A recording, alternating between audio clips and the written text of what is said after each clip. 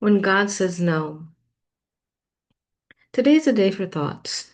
I was thinking today about God's no, his not yet, his wait, all very painful answers at the time they're given. It's hard not to be frustrated, depressed, or even angry when he says no or not yet. I would be lying if I said I never felt the sting of bitterness at his no, or the anger and frustration of his not yet, or the sorrow of tears at his wait. But after the multitude of emotions pass, what inevitably comes next is emotional exhaustion. And in that exhaustion comes reflection. I can't help then to turn to the question, why would God say no, or not yet, or wait? Why indeed? Because would I be able to say that I deserved it, whatever it may be? Oh, surely the thing that I desire, whatever seems pleasant for my eyes and heart, no matter how good it may seem, knowing my sinful nature, I cannot say in good conscience that I deserve anything.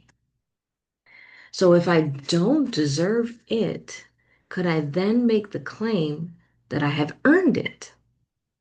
Hmm. Well, if I'm truly honest here, I can't make that claim either. For starters, I'm biased to my own case and couldn't ever be 100% objective to my own plea. Two, I'm only narrowly focused on my own immediate desire or need and haven't the foggiest clue of how obtaining it could affect all the aspects of my life and consequently others around me. If I were truly honest with myself, what have I truly earned other than the wrath of God and the condemnation of sin? But after all my wrestling and whining to God, when my heart is still enough to truly perceive all the murk of sin underneath my naive and noble intentions, I can't help but conclude that God knows what I do not. He sees dangers where I do not. He sees immaturity where I cannot. He sees consequences before they are conceived. So my spirit tells me quietly that God is protecting me from me. That's right, from myself. It's so easy in our lusts, desires, and wants to overestimate what we think we are ready for. Because let's be honest, when life yields to our whims, don't we get a little lazy to seek God? When we get everything we want, don't we tend to reduce God to a genie in a bottle that we pull out when we're ready to make our next wish? If I'm being honest with myself, really honest, painfully honest, embarrassingly honest, I do.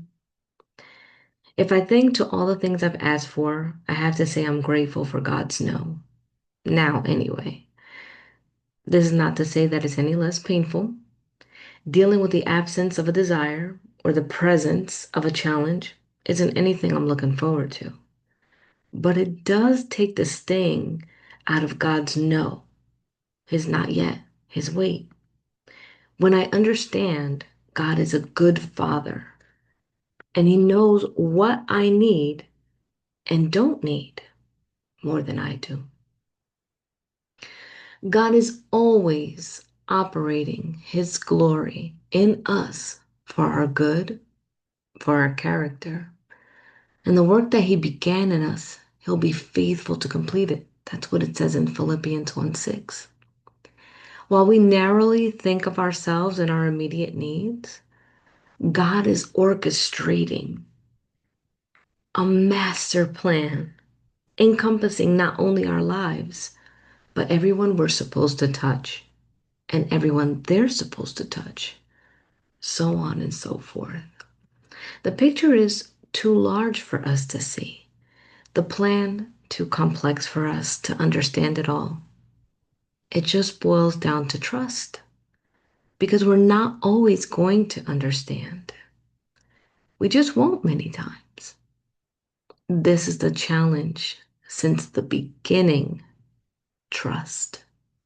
See that tree over there, God says? Not for you. And we have to decide to trust Him and say, okay. If Genesis teaches us anything, is that there will always be a serpent ready to give us all the things we think we want, but he's never honest about what it's going to cost us in the long run. That immediate gratification may cost years of tears. See that fruit over there? Maybe it's not for us now. Maybe it's not for us ever. Still, we trust Him who is able. Blessings.